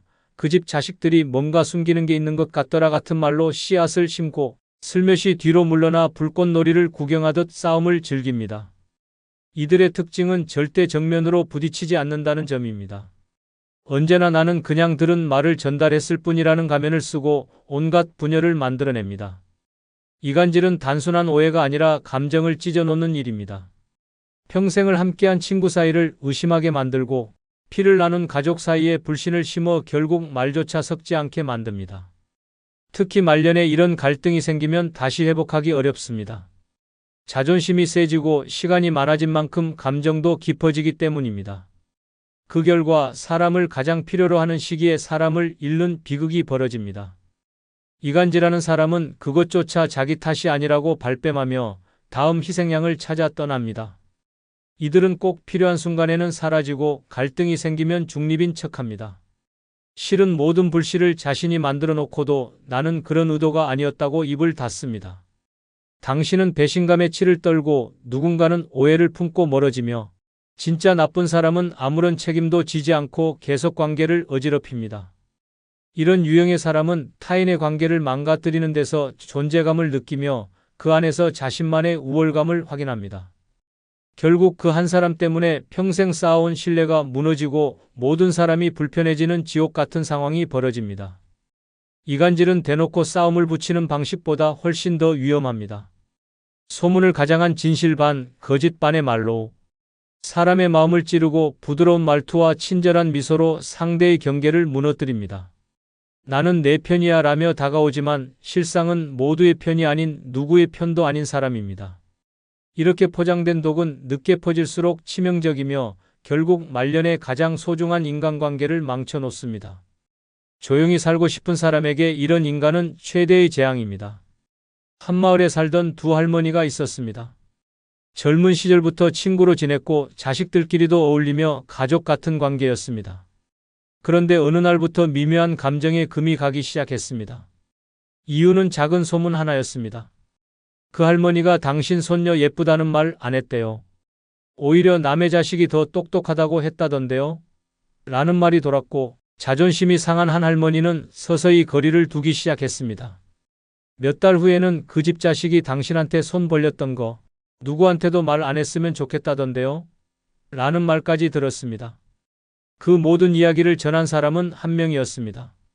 마을에서 가장 말이 많고 어디에나 끼어드는 인물이었습니다. 문제는 모든 말에 나는 그냥 걱정돼서라는 멘트를 붙이는 습관이 있었고 아무도 그것을 의심하지 않았습니다. 결국 두 할머니는 40년의 우정을 끊었고 마을에서는 세상에 믿을 사람 없다는 말이 돌기 시작했습니다. 그러나 나중에 진실이 밝혀졌습니다. 마을 사람들이 모인 자리에 그 말 많은 인물이 또다시 누구의 얘기를 전하다가 실수를 해버린 것입니다. 결국 모두가 퍼즐을 맞췄고 이간질의 실체가 드러났습니다. 하지만 이미 무너진 관계는 되돌리기 어려웠습니다. 그 후로 마을 사람들은 말 많은 사람보다 무서운 건 친한 척 다 퍼뜨리는 사람이다라는 말을 하게 되었습니다. 사람 사이를 찢는 건 칼이 아니라 말이며 가장 큰 상처는 오해가 아닌 교묘한 고의입니다. 다섯 번째는 겉과 속이 다른 사람입니다. 이런 사람과 엮이면 말년은 연극 무대보다 더 피곤해집니다. 눈앞에선 언니 너무 좋아요. 라고 웃으며 손을 잡고 돌아서면 그 사람 진짜 왜 저래? 라며 혀를 차는 이중인격의 소유자입니다. 이들은 말 그대로 인간 위장술의 달인입니다. 겉으로는 친절하고 다정하며 늘 도와주는 척합니다. 하지만 속은 시커멓게 타들어가 있고 본심은 칼보다 더 날카롭습니다. 겉과 속이 다르다는 건 단순히 솔직하지 않은 수준이 아닙니다. 관계를 조종하고 감정을 기만하며 사람을 철저히 이용하는 전략입니다. 이런 사람의 가장 무서운 점은 그들이 진짜 진심처럼 행동한다는 데 있습니다. 상대방이 그 친절을 믿고 마음을 열면 어느 순간 뒤통수를 맞습니다. 칭찬은 비난의 서막이고 도움은 은근한 통제의 도구입니다. 나는 널 걱정해서 그러는 거야 라는 말로 접근하지만 그 속엔 시기, 질투, 경쟁심이 잔뜩 담겨 있습니다. 당신이 성공하면 입꼬리가 실룩이고 당신이 어려움을 겪으면 눈빛에 이상한 기쁨이 숨어 있습니다. 결국 곁에 두는 순간 당신의 감정은 조종당하고 일상이 피로로 가득 찹니다. 이들은 관계 속에서 늘 중심이 되려 합니다. 누구와도 친한 척하고 모두에게 잘 보이려 애쓰지만 그 목적은 단 하나입니다. 정보를 쥐고 흔들고 싶다는 욕망입니다. 친한 척 다가와 사소한 이야기까지 캐내고 그걸 다른 사람에게 옮기며 자신의 존재감을 유지합니다. 그러나 어느 누구와도 진정한 신뢰를 쌓지 못하며 시간이 지나면 결국 모든 관계가 허물어집니다. 겉과 속이 다르다는 것은 거짓말보다 무서운 배신입니다. 당신의 말, 당신의 감정, 당신의 신뢰가 조용히 소비되고 있다는 사실을 모르는 사이 이미 큰 상처가 남아 있습니다. 정보 제공의 관점에서도 이들은 위험합니다. 당신이 알려준 정보, 고백한 고민, 나눈 대화가 본인의 이득을 위해 사용됩니다. 아무한테도 말 안 했는데라는 말은 이미 거짓입니다. 누군가에게는 당신의 이야기가 가십거리로, 흥밋거리로 전해지고 있고 당신의 이미지는 그들의 입에 의해 왜곡되고 있습니다. 이런 사람을 곁에 두면 결국 자신도 신뢰받지 못하게 되고 말년의 인간관계는 불신과 경계로 얼어붙게 됩니다. 한마을에 다정하기로 유명한 아주머니가 있었습니다. 누구에게나 인사를 잘하고 도와줄 일 있으면 제일 먼저 나섰습니다. 그래서 동네에선 정이 많고 마음 넓은 사람이라는 평을 받았습니다. 그런데 이상한 일이 하나둘 생기기 시작했습니다. A 할머니가 B 할머니에게 그때 나한테 서운했다며? 라고 묻고 C 아저씨는 내가 그 말 했다더라? 며 어이없어 했습니다. 전혀 연결되지 않았던 사람들 사이에 오해가 생기고 싸움이 벌어졌습니다. 그 모든 소문의 진원지가 바로 그 다정했던 아주머니였다는 사실이 드러난 건 어느 여름날이었습니다. 평소 조용했던 D 할아버지가 회관에서 회의 중에 말했습니다. 내가 지난번에 그분한테만 말한 얘기였는데 어떻게 다 퍼졌는지 모르겠네요. 그 순간 다정한 척했던 그녀의 얼굴이 굳었고 동네 사람들 모두가 눈치를 챘습니다. 그리고 퍼즐처럼 이어지던 이상한 소문들이 한 방향으로 향했습니다. 그 후로 그녀는 더 이상 웃으며 인사해도 아무도 대답하지 않았습니다. 친절은 남았지만 신뢰는 사라졌고 말년의 관계는 무너졌습니다. 그 누구보다 다정했던 사람이 그 누구보다 외로운 사람이 되어버린 것입니다. 겉과 속이 다른 사람은 결국 그 양면성 때문에 모든 것을 잃습니다. 말년의 인간관계는 단순한 친절보다 믿을 수 있는 진심이 중요합니다. 6번째는 시기심에 눈이 먼 사람입니다.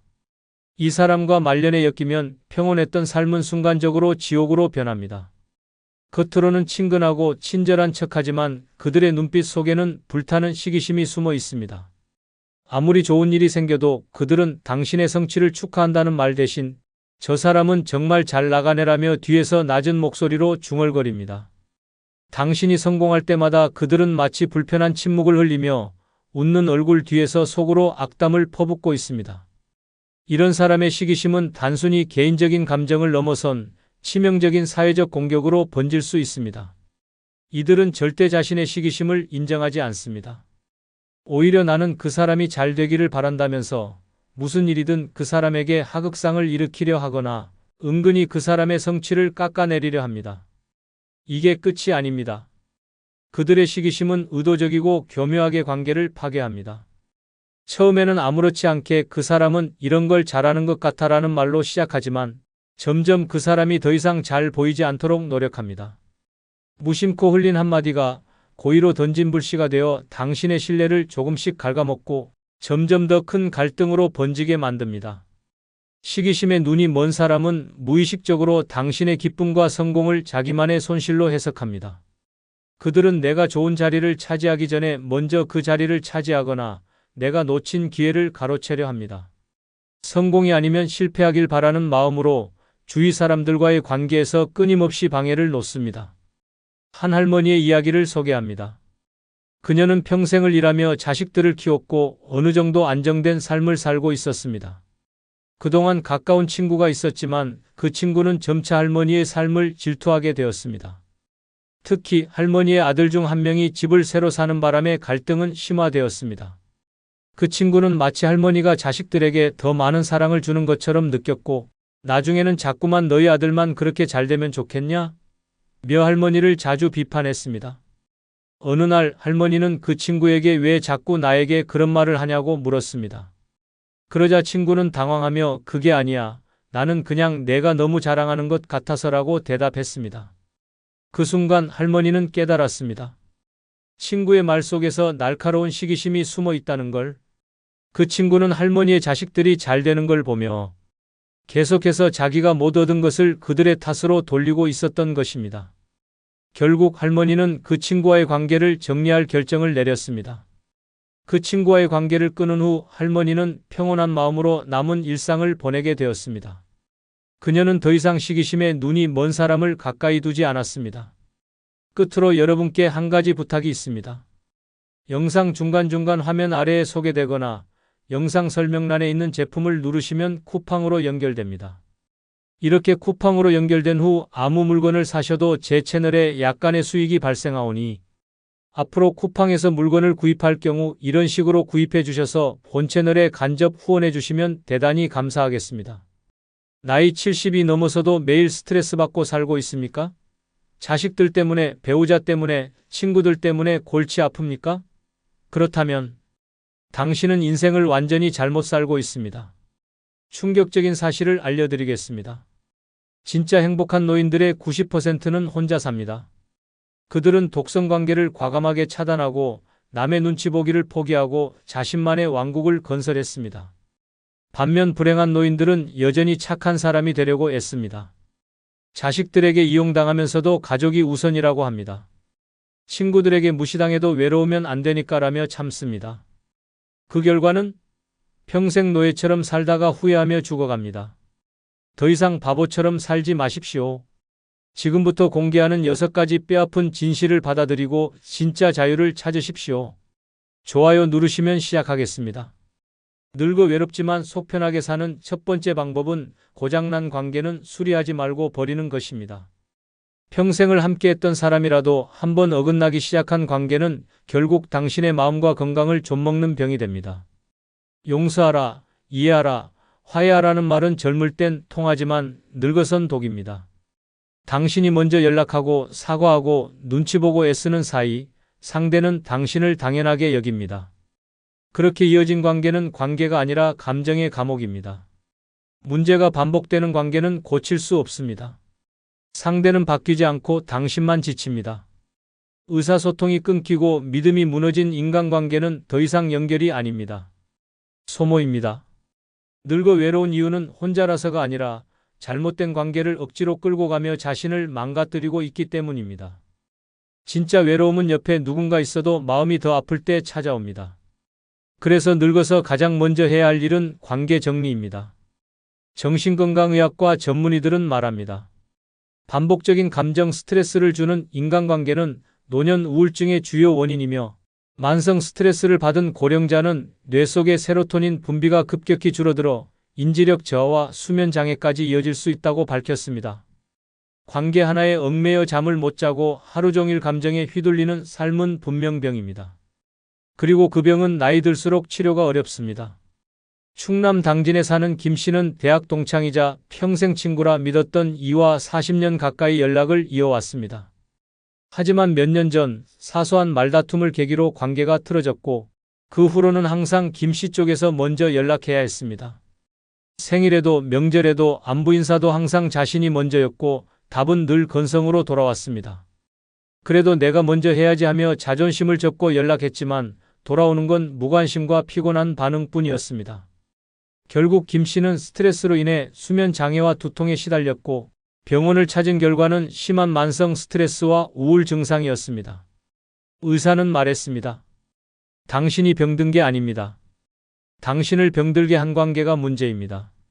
그 말을 들은 김 씨는 처음으로 연락을 끊었습니다. 핸드폰에서 그 친구의 번호를 지우고 마음에서 그 이름을 지웠습니다. 처음엔 허전했습니다. 그러나 한 달이 지나자 불면증이 사라졌고 두통이 줄었습니다. 무엇보다 이상하게도 혼자 있는 시간이 오히려 편해졌다고 말했습니다. 그 친구가 아니라 그 친구와 얽힌 기억이 나를 병들게 했던 거죠. 이처럼 관계는 지키는 것보다 끊는 것이 더 어려울 수 있지만 고장난 관계는 남겨둘수록 당신을 파괴합니다. 이미 고장났다는 건 수리 불가 상태라는 뜻입니다. 오래되었다고 아깝다고 언젠가는 괜찮아질 거라고 버티는 순간 당신의 정신은 부서지고 있습니다. 사람을 정리하는 건 비정한 일이 아니라 생존을 위한 선택입니다. 늙어 외롭지 않기 위해 애쓰지 마십시오. 외롭더라도 속 편한 삶이 더 건강합니다. 당신의 시간을, 마음을, 감정을 괴롭히는 인간관계는 더 이상 인연이 아닙니다. 그것은 낡은 감정의 쓰레기입니다. 이제는 치울 시간입니다. 늙어 외롭지만 속 편하게 사는 두 번째 방법은 억울한 일도 그냥 놓아버릴 때가 필요하다는 것입니다. 살다 보면 도저히 참을 수 없는 억울함이 가슴에 비수처럼 꽂힙니다. 자식한테 무시당하고 친구에게 배신당하고 형제에게 소외당해도 그 감정을 어디에도 제대로 풀 수 없습니다. 억울함은 말할수록 더 아프고 되갚을수록 더 외롭습니다. 늙어서 가장 무서운 병은 억울함이 쌓여 만들어지는 분노와 한입니다. 그리고 그 감정은 당신의 마음만이 아니라 몸까지 병들게 만듭니다. 정신건강의학과 전문의들은 말합니다. 억울함과 분노가 지속되면 스트레스 호르몬인 코르티솔이 과도하게 분비되며 면역력이 떨어지고 심장질환, 위궤양, 우울증의 발병률이 높아진다고 경고합니다. 특히 노년기에 분노 감정이 계속되면 뇌연류가 불안정해져 기억력, 저하 치매 초기 증상으로 연결될 수 있다는 연구도 있습니다. 억울함을 안고 사는 건 결국 마음의 독을 매일 조금씩 들이마시는 것과 같습니다. 그러나 우리는 왜 이렇게 억울함을 놓지 못할까요? 이유는 단 하나입니다. 내가 틀리지 않았다는 걸 누군가는 알아주길 바라기 때문입니다. 하지만 냉정하게 말하자면 당신이 아무리 옳아도 세상은 모릅니다. 아니, 알려고 하지도 않습니다. 결국 억울함이란 타인을 향한 메시지가 아니라 자기 자신을 향한 덫입니다. 그 덫에서 빠져나오는 유일한 방법은 포기입니다. 복수도 해명도 아닌 그냥 스스로 손을 놓는 것입니다. 경북 포항에 사는 정 씨는 공무원으로 30년을 근무하며 성실하게 살아왔습니다. 그러나 정년을 앞두고 부하 직원이 허위 보고를 했다는 이유로 부당 징계를 받았습니다. 억울했습니다. 수십 장의 소명서를 써서 제출했고 인사위에도 수차례 항변했지만 돌아오는 건 무관심뿐이었습니다. 그 후로 그는 매일 밤 억울한 감정에 잠을 설치고 술로 버티며 살았습니다. 하지만 시간이 지나도 누구 하나 그의 편을 들어주지 않았습니다. 결국 그는 극심한 불면증과 우울감으로 병원에 입원하게 되었습니다. 의사는 단호하게 말했습니다. 지금 이분은 억울한 게 아니라 스스로 분노에 중독된 상태입니다. 이 감정을 놓지 않으면 몸이 먼저 망가집니다. 그 말에 충격을 받은 정 씨는 결국 싸움을 멈췄습니다. 다시 소명서를 쓰지 않았고 사람들 앞에서 변명도 하지 않았습니다.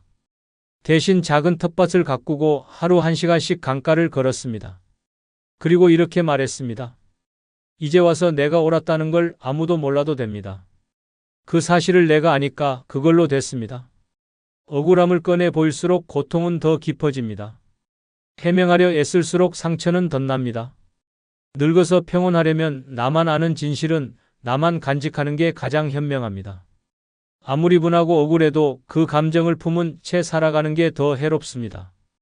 당신의 건강, 당신의 마음을 지키고 싶다면 누가 잘못했는지를 따지기보다 그 감정 자체를 흘려보내는 훈련이 필요합니다. 늙어 외로운 건 감정이 쌓여서입니다. 억울한 기억을 떠올릴 때마다 숨이 가빠지고 속이 타들어간다면 그건 분노가 아닌 병입니다. 그리고 그 병은 치료가 아닌 노움으로만 회복됩니다. 지금 당신 마음에 사무친 억울함 하나, 오늘 그냥 내려놓아 보십시오. 그것이 바로 외롭지만 속 편하게 사는 첫걸음입니다. 늙어 외롭지만 속 편하게 사는 세 번째 방법은 없으면 없는 대로 있는 걸 누리는 것입니다. 많은 이들이 노년을 힘들게 사는 이유는 가진 게 없어서가 아니라 남과 비교하며 스스로를 괴롭히기 때문입니다. 젊었을 땐 목표가 있어 앞만 보고 달리지만 늙어서는 그 목표가 왜 나는 저 사람처럼 못 살까라는 비교가 됩니다. 자식이 부족해 보이고 돈이 모자라 보이고 몸은 예전 같지 않고 그렇게 없는 것만 눈에 들어오면 인생은 순식간에 불행이라는 수렁으로 빠져듭니다.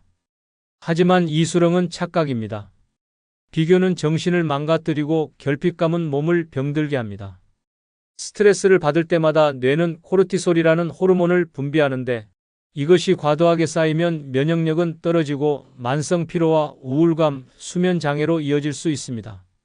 실제로 감정적 결핍을 자주 느끼는 노인은 인지 기능 저하 속도가 빠르고 고독감으로 인해 외부 활동을 꺼리게 되면서 전반적인 건강 악화로 이어집니다. 없다고 해서 불행한 것이 아니라 있는 걸 못 누려서 불행한 것입니다. 10평짜리 방이어도 햇살 잘 들어오면 따뜻한 집이고 혼자 먹는 밥이어도 소화 잘 되면 감사한 한 끼입니다. 그러나 우리는 늘 더 넓은 집, 더 많은 돈, 더 자주 연락 오는 자식만을 바라보며 지금 가진 걸 외면합니다. 늙어 외로운 건 사람 때문이 아니라 스스로 만족하지 못하기 때문입니다. 없는 것을 탓할수록 마음은 좁아지고 건강은 무너집니다. 경남 창원에 사는 윤 씨는 남편과 사별한 뒤 월 90만 원의 기초연금으로 혼자 살고 있습니다. 처음엔 이 돈으로 어떻게 살아라며 불안과 원망에 시달렸고 동네 친구가 자식에게 용돈을 받는 걸 볼 때마다 자신이 초라해졌습니다. 그러나 하루는 마트 앞에서 한 아주머니의 대화를 우연히 들었습니다. 나는 한 달에 50만 원으로도 사는데 뭐 그렇게 많이 필요해? 그 말이 머릿속에서 떠나지 않았고 윤 씨는 작은 수첩을 꺼내 자신의 생활비를 하나씩 정리하기 시작했습니다. 며칠 뒤 놀라운 사실을 깨달았습니다. 나는 사실 불행한 게 아니었다. 그냥 남과 비교하느라 행복을 못 느끼고 있었던 거다. 이후 그는 새벽마다 공원 벤치에서 해를 보며 도시락을 먹었고 동네 시장에서 2,000원짜리 국화를 사와 책상 위에 올렸습니다. 그날 이후 내 삶이 조금도 바뀌지 않았는데 내 마음은 완전히 바뀌었다고 말합니다.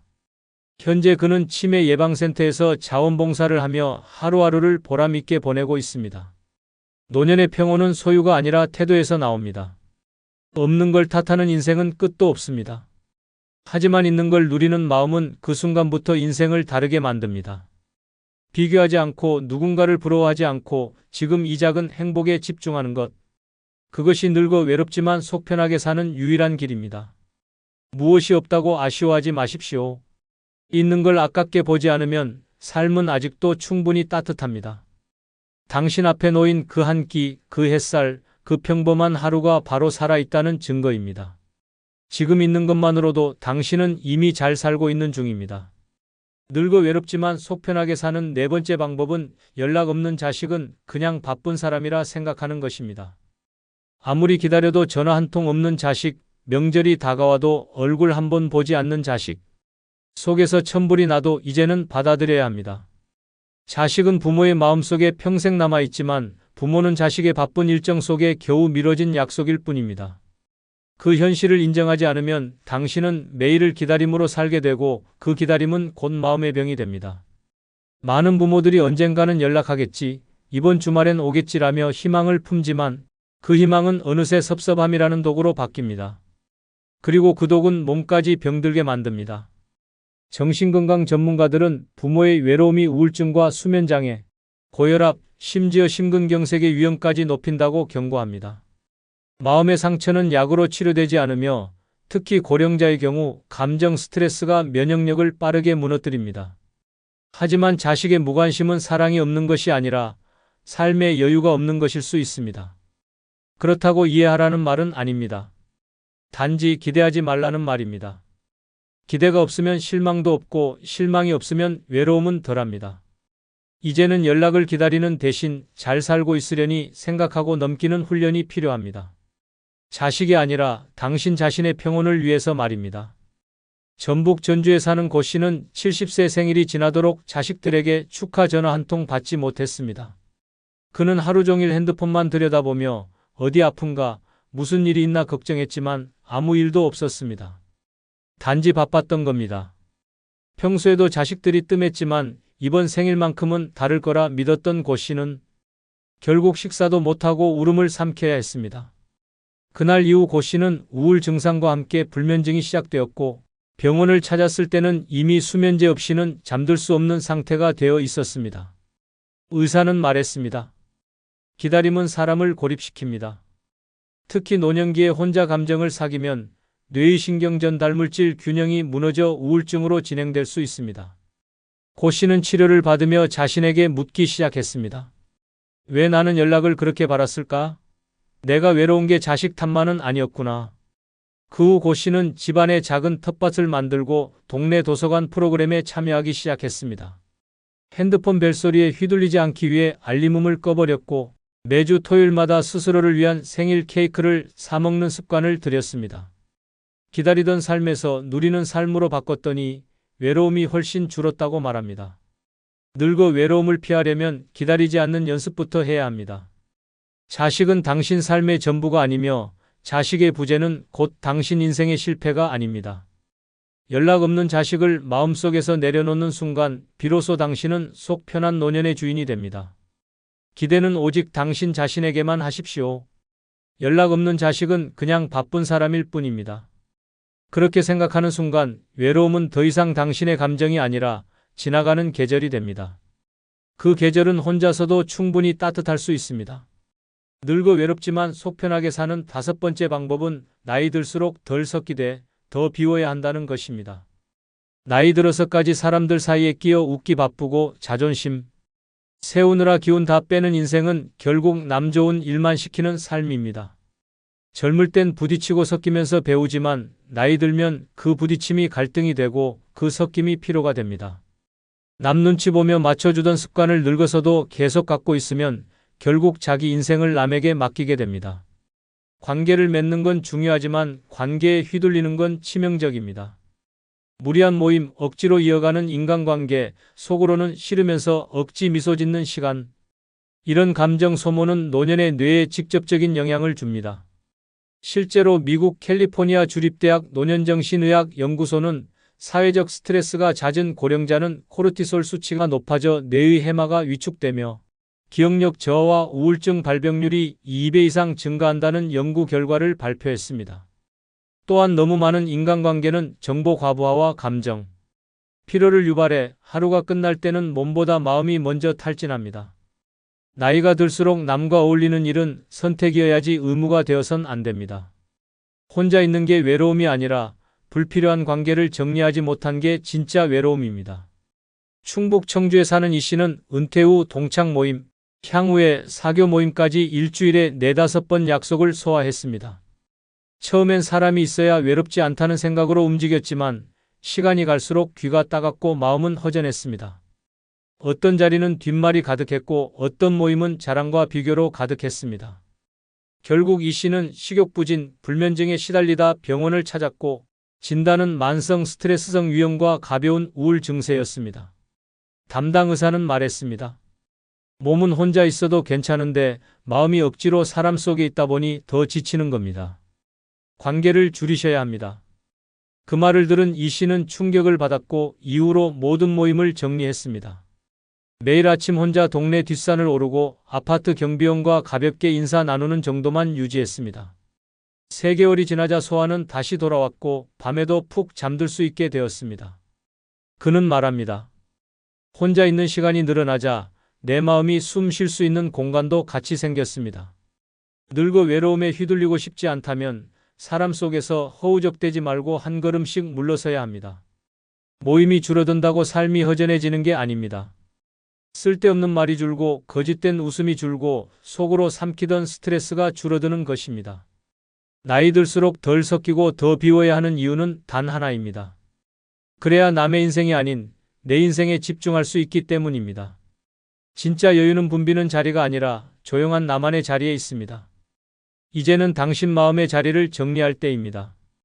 늙어 외롭지만 속 편하게 사는 6번째 방법은 눈치 보며 살 나이는 이미 지났다는 것입니다. 평생 남 눈치 보며 살아오셨다면 이제는 그만두셔야 합니다. 자식 눈치, 이웃 눈치, 친구 눈치, 모임에서의 체면까지 그렇게 맞춰주며 살아온 세월이 수십 년인데 늙어서까지 눈치 보며 살면 그건 인생이 아니라 감옥입니다. 늙어서도 말 한마디, 행동 하나에 주눅이 든다면 그건 자유가 아니라 복종입니다. 문제는 눈치를 보는 순간 내 감정은 사라지고 상대의 표정에 휘둘리며 살아간다는 것입니다. 감정을 억누르고 남의 시선을 의식하는 생활이 반복되면 뇌는 이를 스트레스로 인식하여 자율신경계가 불안정해지고 심장 박동과 소화 기능에도 영향을 줍니다. 특히 고령자의 경우 만성적인 감정 억압은 불면증, 고혈압, 위염, 심근경색과 같은 질환의 위험을 크게 높인다는 것이 다수 연구에서 밝혀졌습니다. 즉, 눈치 보며 사는 삶은 마음의 피로뿐 아니라 몸까지 병들게 만드는 독입니다. 자식에게 싫은 말 못하고 친구에게 불편한 감정도 감추고 모임에서도 불편해도 웃어야 했던 삶. 그 모든 순간들이 당신의 건강을 서서히 무너뜨리고 있었던 겁니다. 이제는 당신의 표정, 당신의 말, 당신의 기분을 가장 먼저 생각해야 합니다. 늙어서까지 남 기분 먼저 챙기는 건 내 생명줄을 상대 손에 맡기는 일입니다. 대구에 사는 박 씨는 평생을 남에게 맞춰 사는 성격이었습니다. 은퇴 후에도 모임에서는 늘 자신이 먼저 음식값을 내고 자식에게도 본인이 힘들어도 항상 괜찮다고 말했습니다. 하지만 속은 썩어갔습니다. 자식은 점점 연락이 줄었고 친구들은 당연하다는 듯 그를 의지했습니다. 어느 날 박 씨는 갑작스러운 가슴 통증으로 쓰러졌고 병원에서는 급성 심장 스트레스 반응, 일명 타카츠보 심근증이라는 진단을 내렸습니다. 담당 의사는 말했습니다. 이건 스트레스로 인한 심장 근육 마비입니다. 감정을 오래 참고 살아온 분들에게 흔히 나타나는 질환입니다. 박 씨는 그제서야 깨달았습니다. 남의 눈치 보며 살아온 자신이 결국 스스로를 병들게 했다는 걸. 그 후 박 씨는 모든 관계에서 거리두기를 시작했습니다. 하기 싫은 일은 단호히 거절했고 자식에게는 내가 편할 때 도와줄게라고 말했습니다. 모임에서도 다음엔 못 나가겠다며 말했고 처음엔 서운해하던 사람들이 시간이 지나자 오히려 더 그를 존중하게 되었습니다. 박 씨는 말합니다. 내가 먼저 나를 존중하니까 이제야 사람들이 나를 사람으로 대합니다. 늙어서도 눈치 보며 산다는 건 자기 감정을 남에게 외주 주는 것입니다. 삶의 마지막 계절에조차 주도권이 없다면 그 인생은 누구를 위한 삶입니까? 이제는 남의 눈이 아닌 내 눈으로 내 삶을 바라보며 살아야 할 시간입니다. 지금 이 순간부터 기억하십시오. 눈치 보며 살 나이는 이미 지났습니다. 당신은 더 이상 설명하지 않아도 되고 양보하지 않아도 되며 사과하지 않아도 됩니다.